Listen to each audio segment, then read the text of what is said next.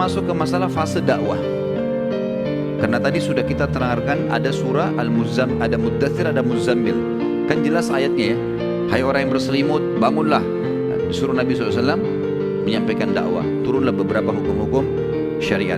Walaupun teman-teman sekalian fase dakwah Nabi SAW 13 tahun di Mekah dikenal dengan fase Makkiyah, dan ada 10 tahun di mana dikenal dengan fase Madinah.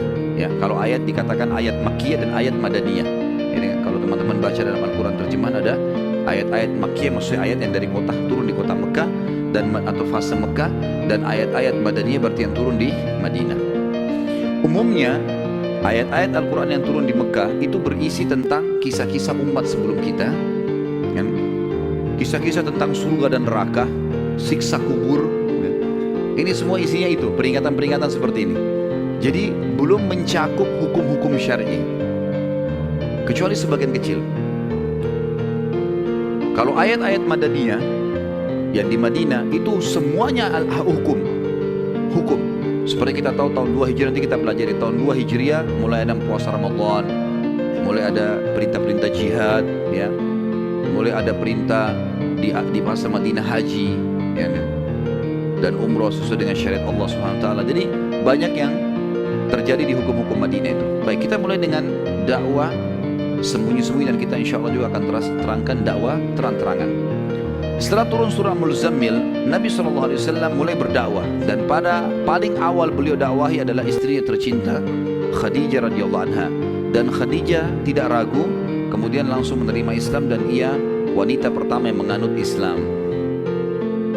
Kemudian Nabi SAW mendatangi anak angkatnya, tadi saya sempat singgung namanya Zaid bin Harithah, ya, atau sahayanya. Beliau seorang budak yang dihadiahkan Khadijah radhiyallahu anha untuk Nabi SAW pada saat menikah. Sebelum Zaid bebas, sebelum masuk dalam keterbudakan, tadi kalau masih ingat ceritanya, beliau adalah anak kepala suku, gitu kan? Dan ayahnya bernama Harithah. Kemudian suku Harithah dan suku lain berperang, lalu kemudian kalah. Pada saat kalah, Zaid ditawan oleh musuh, kemudian diperjualbelikan di pasar, sampai tiba di pasar Mekah, dibeli oleh Khadijah. Khadijah hadiahkan kepada Nabi SAW. Harithah mendengar, cari tahu anaknya di mana, sampai mendengar kalau itu ada di tangan Nabi SAW, di tangan seorang tokoh Mekah namanya Muhammad. Belum Nabi jadi Nabi ini kan.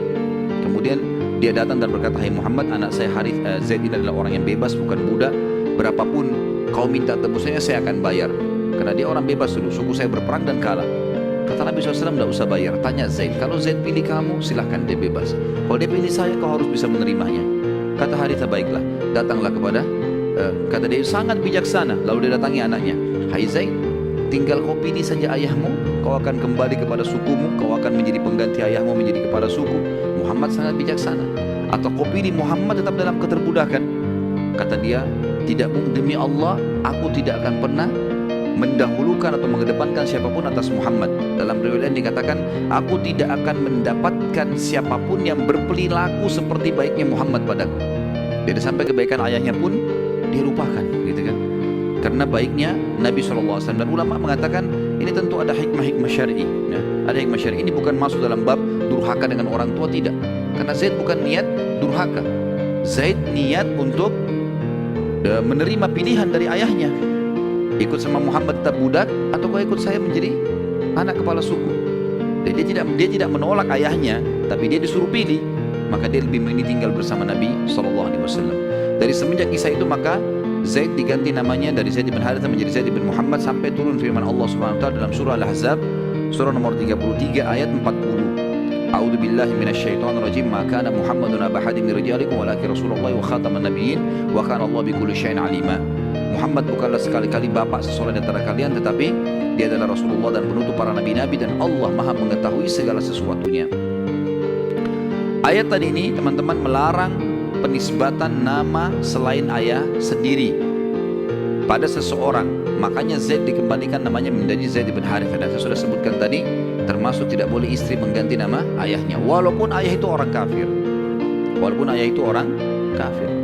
Kita tahu Abu Talib meninggal dalam keadaan kufur, tapi Ali bin Abi Talib, gitu kan, jelas tetap aja. Khattab, ayahnya Umar, setahu saya meninggal dalam keadaan kufur, maka Umar bin Khattab tetap nisbat namanya.